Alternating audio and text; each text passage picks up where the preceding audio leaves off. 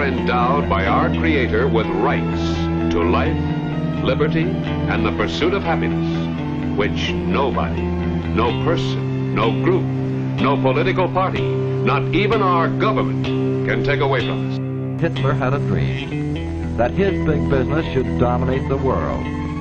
He called his dream the New Order.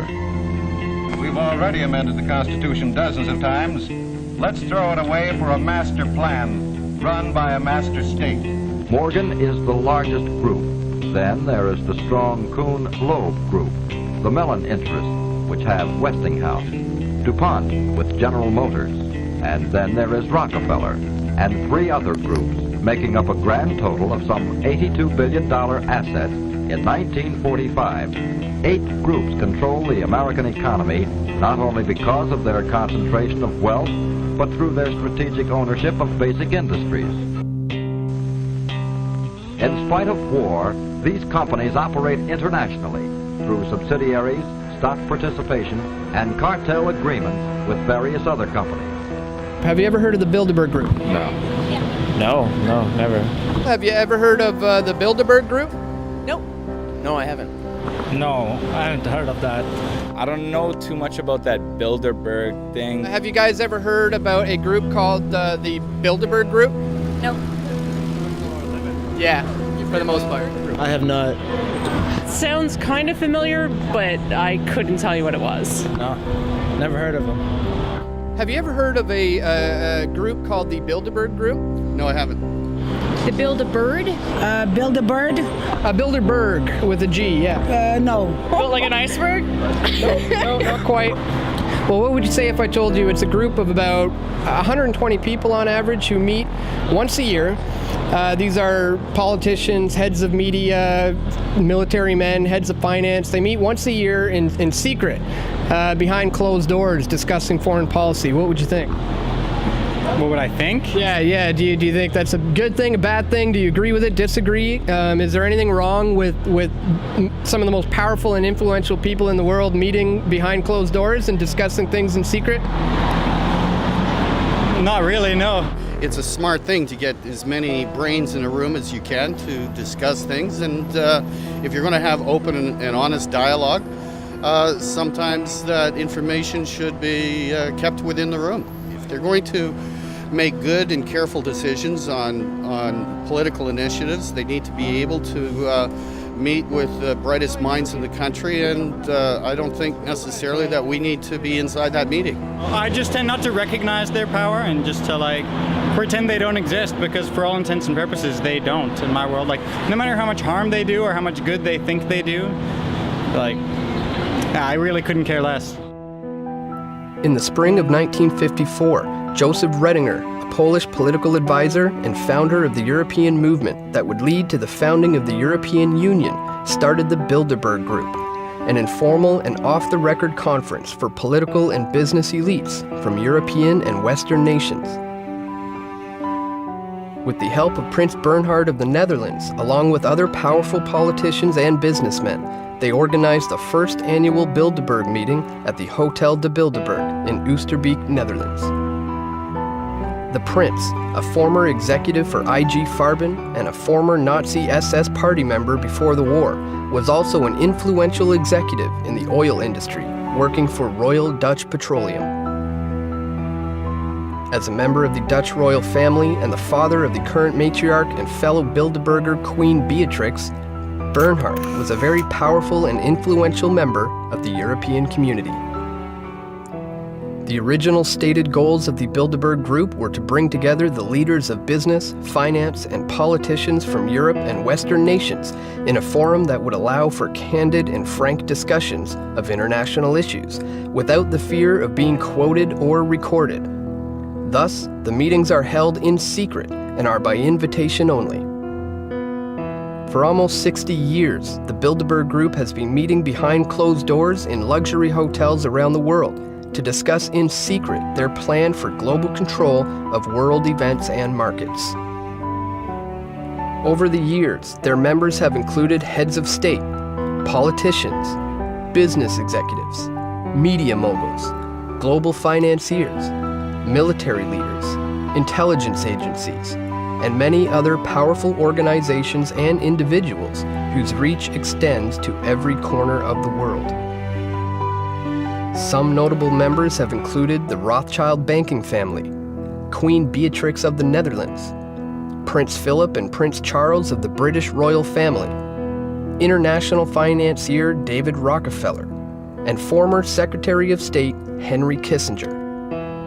The members of the Bilderberg Group have such an influence over the media that until recent years, their name and existence has been quietly kept from the general public through a veritable media blackout. With the advent of new social media tools and advances in technology, the independent media has been exposing these annual meetings on an increasing scale. We have reached the turning point. The Bilderberg Group is now finding it almost impossible to stay out of the spotlight and hide their powerful cabal from the public.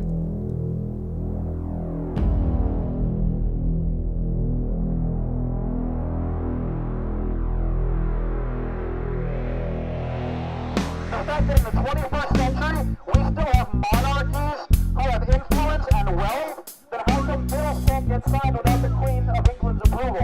How come the Canadian Parliament can be suspended by the Queen of England if she wishes? If she has no power, why does the final decision-making process rest with her? We can talk about the 99%, but it's really the 99.99999%, because the people that are in here, they're not 1 out of 100, they're not 1 out of 1,000, they're not 1 out of 10,000, 100,000, they're more like 1 out of 1,000,000 or 10 million, or beyond that, okay? Billionaire club. That's right. It's the billionaire and trillionaire club, and you and I, we're not in it, we're not ever going to be in it, so we got to hold their feet to the fire. We've got to expose what's going on here. We've got to find out who the 2012 attendees are, and we've got to keep our eyes on the headlines in the next coming weeks, months, and even years to see what these associations have done geopolitically, because they'll be in the headlines. When you have someone like Davignon claiming, and not really claiming because he's on the inside, he would know better than you and I, that the Bilderberg Group was instrumental in creating the European Union and the Euro. I would say that's a pretty big deal. And whether that's evil or not, that's a geopolitical move. And that decision was made by this group. What you need to do is look up who are the companies they work for, who else have they worked for, what are their agendas, what are they in the news doing. That will tell you so much about the reach of Bilderberg, about why they invite these people, and about how they put the world together. In the case of Europe, you heard that, quote, Goldman Sachs rules the world, where you've got Peter Sutherland, head of Goldman Sachs International Board of Directors out of Ireland. He's telling them to accept the austerity and the other financial plans. Throughout history, we've had people with power attempting to consolidate their power and hold on to it. So that's really the agenda here. The agenda is to stay as powerful as possible for as long as possible and crush any competition.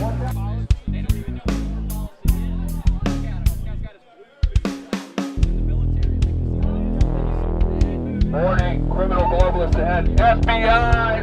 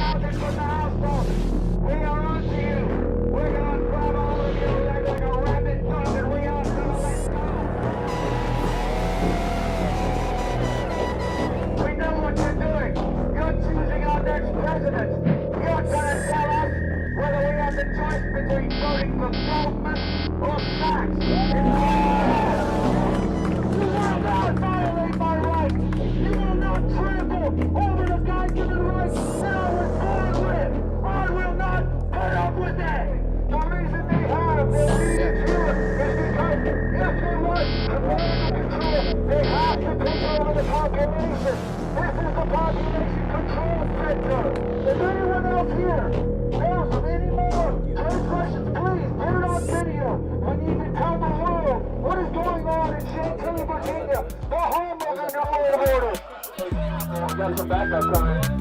Slow down, officer. Slow down. What's your ID? What's your ID, liquor? And when the cookies fail, when the dollar crashes, when the deployment Against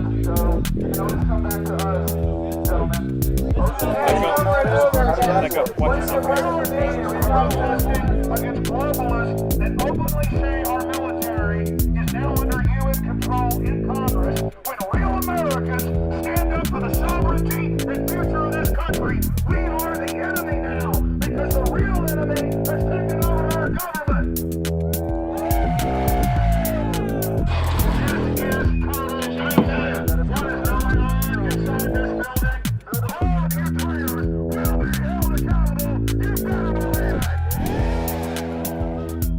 In recent years, the lack of coverage from the mainstream media on the Bilderberg Group has been a problem as far as raising awareness about these conferences. However, 2012 is a major turning point for the Bilderberg Group, as the independent media have been here providing the coverage that's been lacking from the mainstream. Where's Fox News been for the last 15 years? CNN for the last 20 years? Why does Sean Hannity ridicule anybody that calls in and asks about the significance of the Bilderberg Group? Obviously, they're on the payroll. When people say that, quote, they control the media, they're talking about the secret establishment. I'm just here to cover the Bilderberg conference and try to do what the mainstream media is lacking. It's not fair to say that there's no coverage of Bilderberg, because even some of the Bilderberg-owned outlets in the mainstream media have covered it, but it's been so far and few between that I think it's important for us as people, as citizens, and as journalists, as professionals, to come down here ourselves and investigate it. I'm definitely down here just to protest the real 1% that's meeting here at the West Village Marriott behind closed doors. We're not seeing any major media out here. Where's CNN? Where's the mainstream media? Where's Fox, MSNBC? Any of these stations, they are not here. The mainstream media is owned by these people. There's only a handful of what you call mainstream media covering this, because this isn't supposed to exist. Our media, until just about 5 years ago, said that Bilderberg did not even exist. It's been definitely incredible seeing so many people come all over the world just to participate in bringing awareness to the Bilderberg Group. It's by far the largest Bilderberg protest that I have ever seen. A lot of alternative media, a lot of attention being brought to the Bilderbergers. The mainstream media is failing, but the alternative people's media is becoming the mainstream media, and we're proving that by covering Bilderberg. We want to make sure that we can get documentation of the attendees, just to have confirmation of who is in attendance. Once you know, you can absolutely confirm who's in attendance. You can have a better feel for what are some of the things that are going to be discussed. The Bilderberg Group was founded by Nazis after World War II with their European cohorts in the United States to try to bring in a one-world government. These people are terrorists, 110%. The government has been usurped and completely hijacked. The United States flag is not hanging upside down in distress. The flag was taken a long time ago. The Washington Post was here this morning. They've known about it since the very beginning, because their founders, Katharine Graham and now her son, Donald Graham, come every single year without fail. They're not talking about it. We have to. We will. And people are paying attention to that. And they're starting to trust us. And every day we're getting bigger and bigger. The media moguls here that do participate at the Bilderberg meeting are failing. They're not successful at all in any way, shape, or form. Their businesses, their whole enterprises are failing. And what you see is people rising up.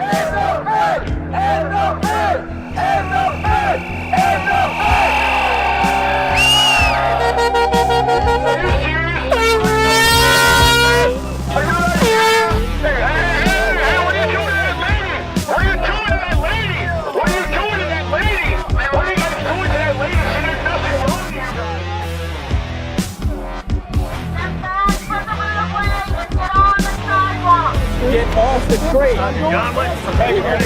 What the fuck? Hey, what are you guys doing?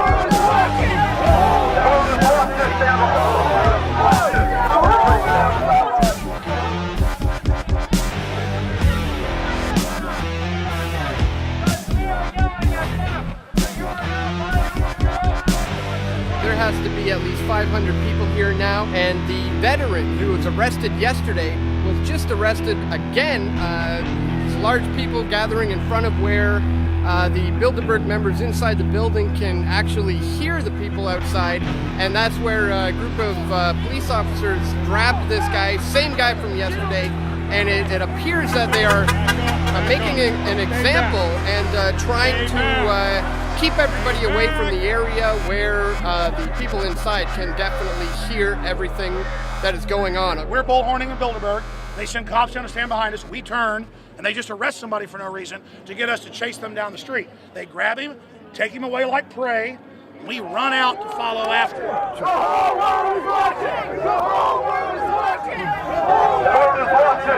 This group is meeting with government officials. It violates federal law, the Logan Act. And for decades, they said it didn't even exist. This is the real oligarchs that run our government, run Europe, run most of the world, the big central banks, and the fraud that they engage in. These are the real tyrants. So we're identifying them, not the puppet presidents and prime ministers. We're going directly to the financial oligarch, the robber barons.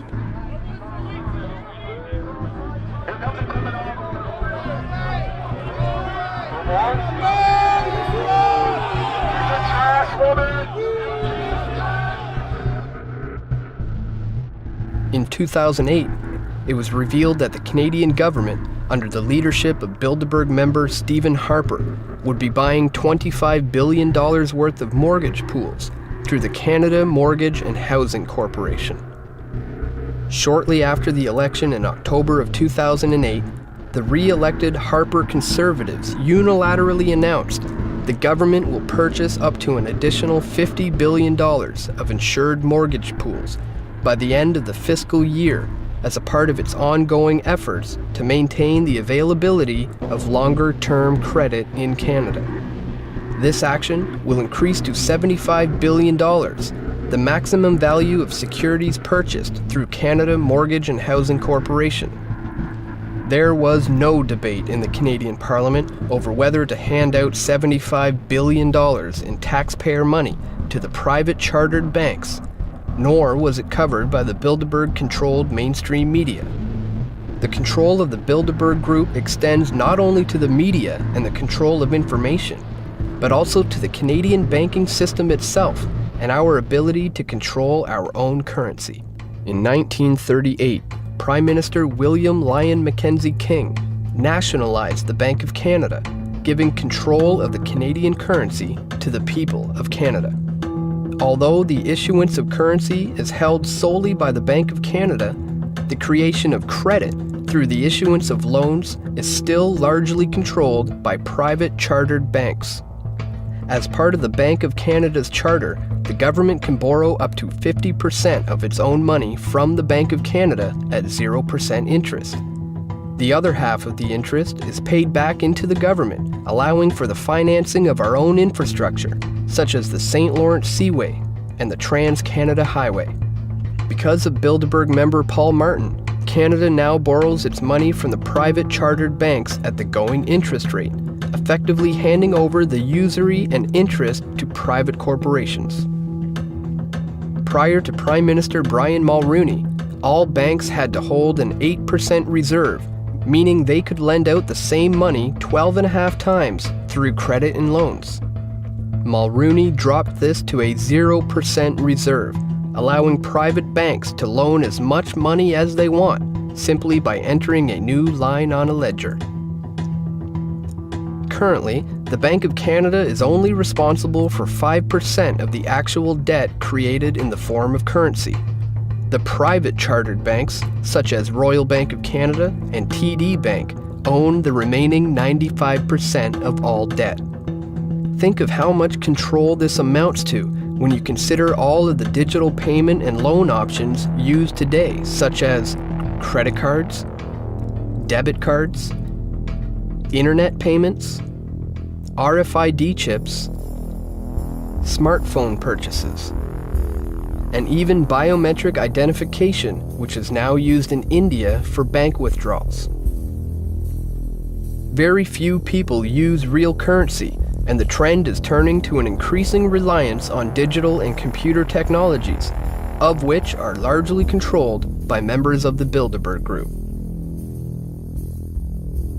Members of the Bilderberg Group who are involved in the Canadian banking system include President and CEO of Royal Bank of Canada, Gordon Nixon, President and CEO of TD Bank Financial Group, Edmund Clark, Deputy Chair of TD Bank Financial Group and former Canadian Ambassador to the United States, Frank McKenna, Former Minister of Finance and Director of Manulife Financial, Michael Wilson. Managing Director of Credit Suisse Securities, Ronald S. Lloyd. Former CEO of Scotiabank, Peter C. Godsoe. Former Governor of the Bank of Canada, David A. Dodge. And Governor of the Bank of Canada and former Goldman Sachs executive, Mark Carney. 501c3 tax-exempt foundations have to make certain forms publicly available. And so somebody tipped me off about this, that the 990 forms are available for the Bilderberg Group. And I got the years 2007, 2008, 2009, 2010. Well, first of all, they're operating under the 501c3 tax-exempt name American Friends of Bilderberg. The 2008 forms also show a list of very interesting donors. Henry Kissinger, $20,000. David Rockefeller, $50,000. Freeport McMorman Foundation, 10 grand. Microsoft, $75,000. Peter Thiel from PayPal, $75,000. Goldman Sachs, $25,000. The Washington Post, $25,000. So of course the Washington Post is going to be reluctant to report on them when they are literally funding them, and I have the proof in my hand.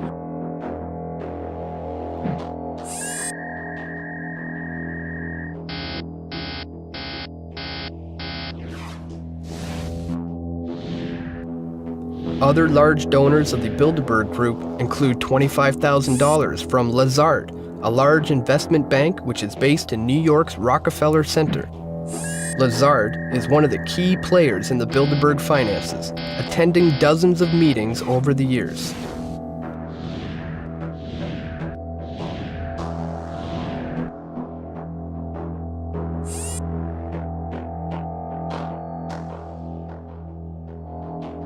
Another large donor and regular attendee to Bilderberg is co-founder of Kohlberg, Kravis, Robertson Company, Henry Kravis. KKR is a private equity firm with over $62 billion in assets as of 2011. Kravis donated $50,000 in 2008 to the Bilderberg Group.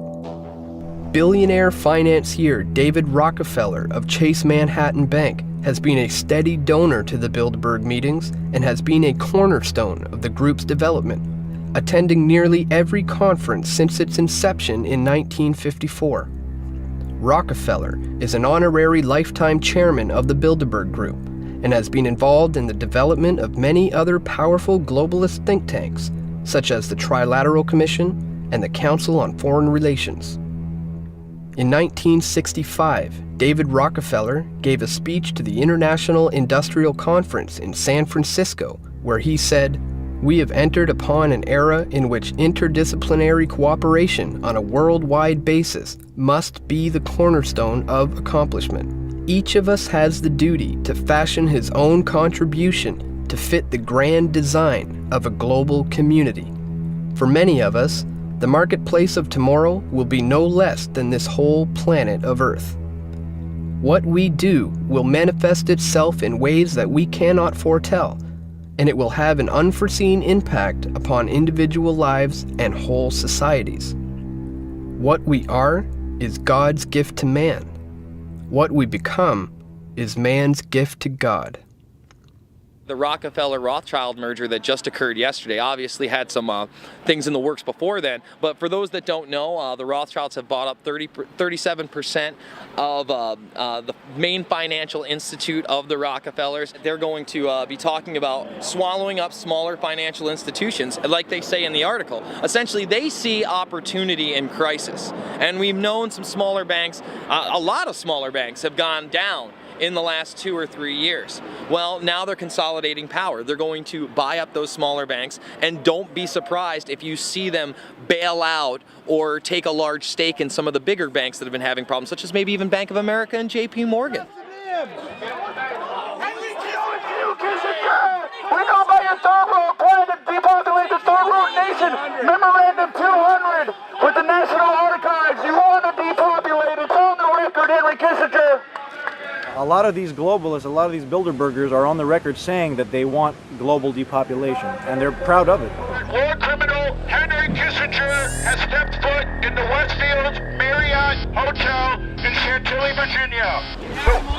We have him on video entering the hotel, and we would like for you gentlemen to go inside the hotel and arrest Kissinger for his war crimes. Former Secretary of State Henry Kissinger has been deeply involved in the Bilderberg Group, attending dozens of their meetings over the years and acting on the Bilderberg Steering Committee.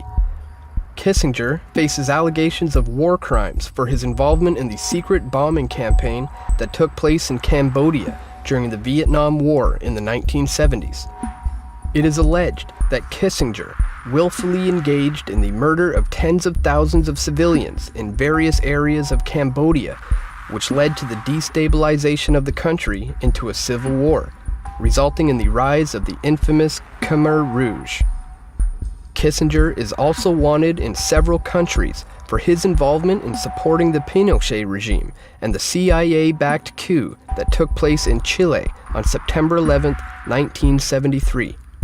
Pinochet, who is now facing a war crimes tribunal, murdered the democratically elected President Salvador Allende and started a military junta which resulted in the kidnapping, forced displacement, and torture of thousands of men, women, and children in Chile.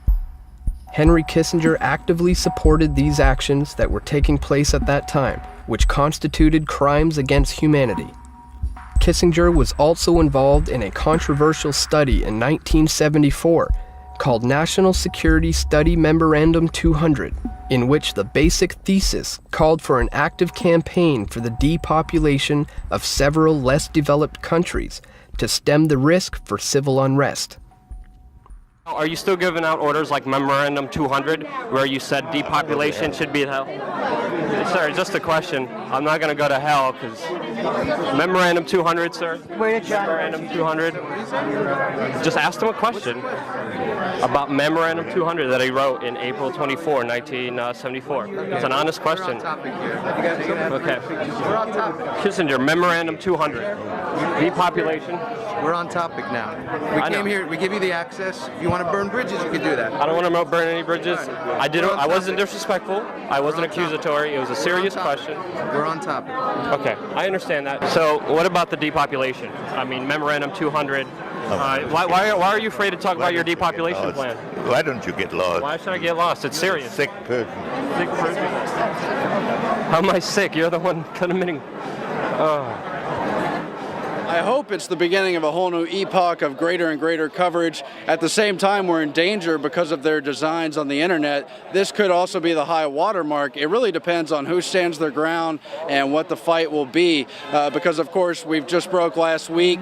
People from the European Commission, the Dutch woman Neelie Kroes, wants a mandatory internet ID for Europe. Cybercom was launched only 2 years ago. We saw the Stuxnet virus admittedly engineered from the U.S. and Israeli and other related allies to use against Iran and so forth. On that pretext, they want to take greater and greater control of the web. The United Nations also trying to have a reach over the web. The Bilderberg Group include many prominent members of the internet and computing world, including National Security Agency Director and Chief of the United States Cyber Command, General Keith B. Alexander, co-founder of Facebook, Chris Hughes, founder of PayPal and chief Facebook investor, Peter Thiel, executive chairman of Google, Eric Schmidt, founder of Amazon, Jeff Bezos, co-founder of LinkedIn, Reid Hoffman, vice president, European Commission, commissioner for Digital Agenda, Neelie Kroes, chief research and strategy officer, Microsoft Corporation, Craig J. Mundy, and many others. More and more, we're seeing the iron curtain of media censorship on Bilderberg and the shadow government, shadow elite, pulled back. So we're seeing Bilderberg basically try to pass the baton off to younger people right now, a bunch of tech folks, Google, Facebook, and others, hoping that the police state tech grid can protect their criminal activity. They're trying to push a global bank as the solution to all our problems that they created. They're openly trying to push more police state systems. They want to end internet freedom. They want to bring in internet IDs. The mainstream media is no longer mainstream. The alternative is taking over, and they're trying their damnedest to either restrict or shut down the free internet as we know it right now. The increase of internet-based media has been closely correlated with the decrease of traditional forms of media, such as newspapers and television, which have been monopolized by members of the Bilderberg Group. In their efforts to maintain the control of information globally, influential figures of the media have been routinely invited to participate in the conferences over the years. Peter Mansbridge of CBC's The National attended the meeting in 2010 and has maintained their strict rules for secrecy ever since.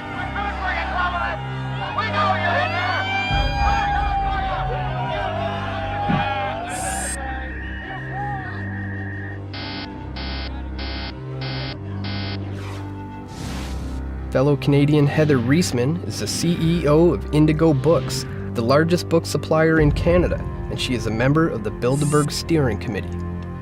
In 2005, Reisman founded the Hesag Foundation, which provides grants to former lone soldiers in the Israeli army to pursue post-secondary education. A lone soldier is an individual who is not from Israel, but chooses to fight in the Israeli military. Other media moguls and organizations that have attended the Bilderberg meetings over the years have included Rupert Murdoch of News Corporation, Andrew Knight of News Corporation and The Economist, Ted Turner of Time Warner and CNN, Charlie Rose, Donald Graham of The Washington Post, and Canadian media baron and former Bilderberg Steering Committee member Conrad Black of Hollinger International and The Telegraph newspaper.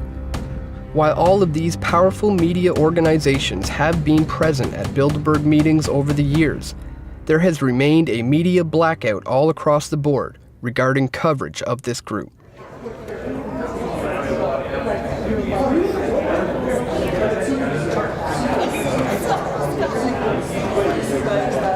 Hi. I was just wondering what your opinions were. You talk a little bit about it in the book of the influence of the Bilderberg Group on the mainstream media, or on just the influence. The individuals are influential, but their influence isn't magnified by Bilderberg. I went for 20 years. Mm-hmm. It's just a talking shop, and they're almost always wrong, by the way. They didn't see the end of the Cold War coming. They didn't see the economic crisis coming. They're very interesting meetings. They're very interesting people, but they're not coherent. They aren't a group that meets other than for 3 days a year, and the composition of them changes all the time, except for about 30 of us who are on the steering committee. And how come? Don't buy into these conspiracy theories. It's rubbish. All they do is talk to each other. I was on that conference circuit for 20 years, the Trilateral Commission, and I went to all of them. And look, it was fine while it lasted, but I'm getting too old for that. I'm getting tired. But okay. You know. All right. Thank you very much. Okay. Thanks for coming. But there's no conspiracy in any of them. No. No, there's just a bunch of people. How come you never hear about it in the media? Like, I only read about it in your book. They don't allow the media. No. But in order to encourage people to talk frankly, it's like, what you do, you get good, frank sessions. But there's no meeting of the minds particularly. Okay. All right. Thank you.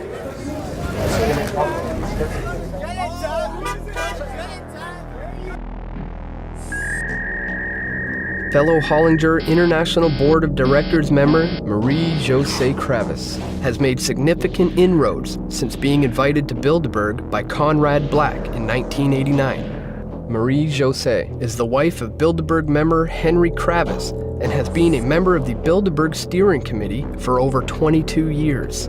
At the trial of the now-defunct media baron Conrad Black, Marie-Josée Kravis testified against him, providing evidence for the prosecution. Other prominent Canadians who have attended the Bilderberg conferences include former Prime Minister of Canada Lester B. Pearson, Pierre Elliott Trudeau, Jean Chrétien, Paul Martin, and Stephen Harper. Many other influential Canadian politicians and business leaders have also attended the secret meetings, including former NDP leader Bob Rae, former Liberal Party leaders Stéphane Dion and Michael Ignatieff, former Premier of Ontario Mike Harris, former Premier of New Brunswick Bernard Lord, former Premier of British Columbia, Gordon Campbell, the Premier of Alberta, Alison Redford, the Chief of Staff for Prime Minister Stephen Harper, Nigel S. Wright, and Power Corporation of Canada CEO, Paul Desmarais Sr. In fact, nearly every Canadian Prime Minister back to Pierre Elliott Trudeau has worked for Power Corp. I attended one Bilderberg meeting. I'm not sure they ever invited me back, but just to make sure, I've also gone to a Maple Leaf hockey game. That doesn't mean I'm a Maple Leaf fan.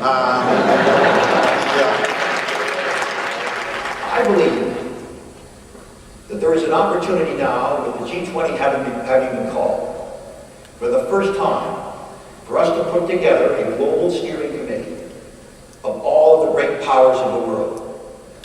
If I was asked what is the single most important thing that can be done to get us out of this mess, it is going to be to recognize now that we are one common humanity, divided perhaps into economic entities called countries. The time has come for us to work together. In 1996, you were at a Bilderberg meeting, and also there was Jean Chrétien and Paul Martin. I don't know if I was at that meeting. I've only been to a few of them, but Bilderberg and Tralala are not really think tanks. They simply individuals who get together who are from business, the political world, the media, others, and discuss ideas, and they influence each other through that. Shortly after Dan and Steve got back from the Bilderberg meeting in Chantilly, I decided to file some Access to Information Act requests for information on both Alison Redford, the Premier of Alberta, and for Nigel S. Wright, who is the Chief of Staff for Prime Minister Stephen Harper. I received two notices. One was for Nigel S. Wright, and it actually revealed very little. They just said that they didn't have any record of him having attended the Bilderberg meeting in Chantilly, even though he was on the official attendees list. In 2011, the Harper government decided to amend the Access to Information Act and privacy request forms, making it so that anybody that was on the Prime Minister's cabinet was exempt from releasing any personal information. In the case of Alison Redford, the Premier of Alberta, I did receive actually quite a big disclosure from their Executive Council office in Alberta. 31 pages were disclosed to me just the other day. All sorts of different pages have notices to destroy these emails, do not release this information to the public, do not release any information about your travel itinerary prior to attending the meeting. But a lot of the stuff is redacted. A lot of this information is redacted out. That's cited under different sections of the Privacy Protection Act, which is goes hand in hand with the Access to Information Act request. So any other information that was in there about other people has been redacted out. There's also a page in here that describes the nature of the meetings off the record. Fruitful discussions are enhanced by an atmosphere of mutual trust in which participants can express themselves freely.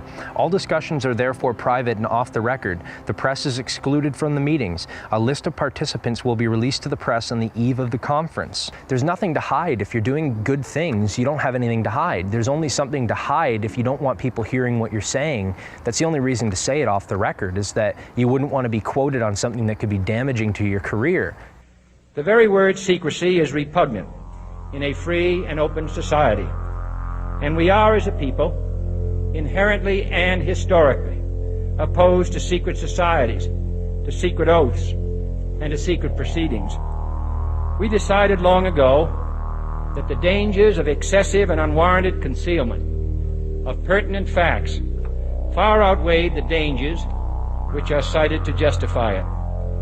And there is very grave danger that an announced need for increased security will be seized upon by those anxious to expand its meaning to the very limits of official censorship and concealment. How do you feel about secrecy in government? It's a scary thing. I mean, it's secret, so I don't really know much about it. I can understand if the secrecy is for national security, but, secrecy and covering up, financial documents and things like that. I think as taxpayers, we have the right to know what's going on in our government. I think secrecy is pretty inherent in the Canadian government, for sure, and in all government. I wish it wasn't that way. I wish government was completely democratic, which would mean that we would be a part of it. But seeing as like we have representatives in this house deciding on issues for us, secrecy kind of just comes with that. I honestly don't think it's a good idea for anybody to be secret. I don't think anything should be secret. I think if anything needs to be said, it needs to be said in front of the people here that can hear it. We elect people to govern us in a democratic way, and when those people fall, prey to, individuals that have money or, have leverage on them, it's no different than a dictatorship. When you have like government officials and then you have financiers and like heads of like banks meeting behind closed doors, that's already against the law. So there's a lot of things happening that I think the people need to wake up to and actually come out and stand against it. It's the job of you guys to get out there and inform the real people that need to know what's really going on, because we have really no idea. And without you guys, we wouldn't be around to know, so. The more independent media that covers events like this or like anything gives a more unbiased opinion, considering how slanted our current media is. It doesn't have to be a, massive media tycoon that's controlling what's being said anymore. The average person can do it, right? Which is, that's an amazing feat. We didn't have that 50 years ago. We didn't have that at all. It's time to get it out there. We should at least know. Technology is a double-edged sword, and with the use of social media and live streaming, the independent media is now shining a bright light on the shadows of the Bilderberg Group. Almost everybody here has a camera. They're all doing live streaming. They're all, interviewing people. There is just everywhere from, really big names with big websites to just people doing their own little thing. And it's crazy. Everybody has a camera this year. We live in the time of intelligence, of technology, of instant information. And more these people are realizing that, and they're going to realize that today with the hundreds of people that are surrounding the Marriott Hotel where Bilderberg 2012 is being held. What do you think about, the independent media's these days ability to use social media and live streaming at these kinds of events? It's amazing, and it shows you how many people that are getting aware and politically aware to this. Everyone's becoming the independent media because of the double-edged sword that is social media. It's also, of course, a spy tool, as everyone knows.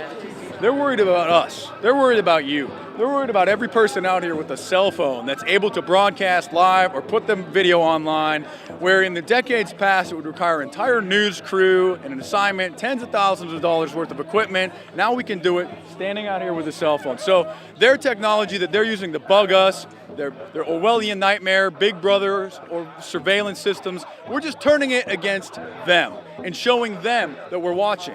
What we're seeing here in 2012 represents not just an evolution of social media, of independent media, of the ability of citizen journalists to bring attention to causes and events that the mainstream media will refuse to cover. You had thousands and thousands of people watching live stream video. They're interested. People are dying for real information, truth. We are able to pretty much broadcast to the world to thousands of people live, unedited, uncut, as everything's happening, pretty much just through a cell phone. We're living in amazing times. The technology is advancing. It's like more than it's a protest, it's almost an independent media summit. There are at least 20 cameras here, live streaming, not all like with some central hub. No, 20 independent media outlets, 20 individuals doing separate live streams. We are making a difference. We are forcing the mainstream media to cover these events, and they are coming, kicking and screaming, but they are coming. If you had an opportunity to maybe say a short little message to the people in that room, the people sitting around that table, what might you say to them? That's a hard question. Tough one, I know, it's a tough one. I don't mean to put you on the spot. It is. Second. But if I could say anything to the Bilderbergers is, when you do things in darkness, they will come to the light, and they are. We're here just to shine that light. I don't hate you. I'm not going to spend my energy just to negatively go after you, but I will expose you, and I will talk to you, and I will communicate with you with words to try to make you and the world understand that there's a lot more going on than we actually know, and we deserve to know what's happening. We're human beings. We're just as equal as you, and we're all in this world together.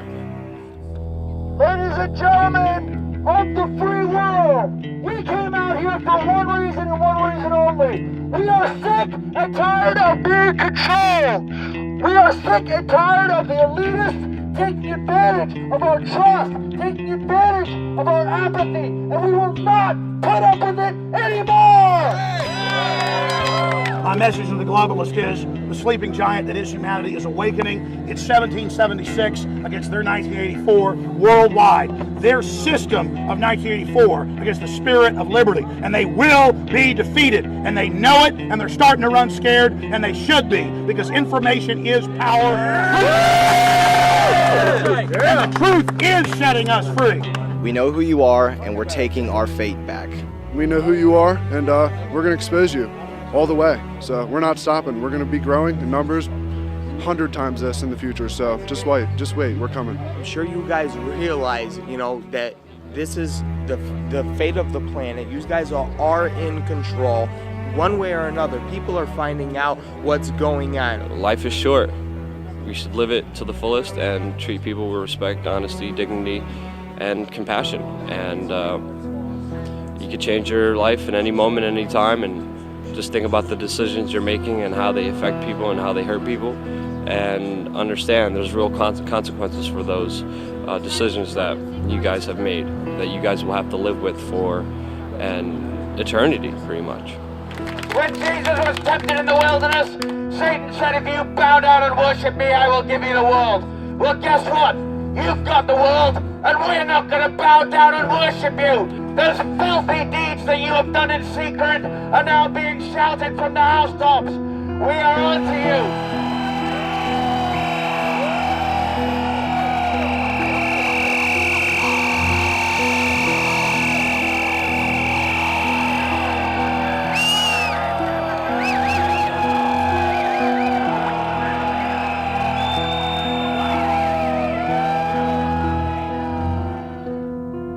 The reach of the Bilderberg Group extends to every level of the policy apparatus in both the private and public sectors. Its members over the years have been the most influential and powerful individuals in the world.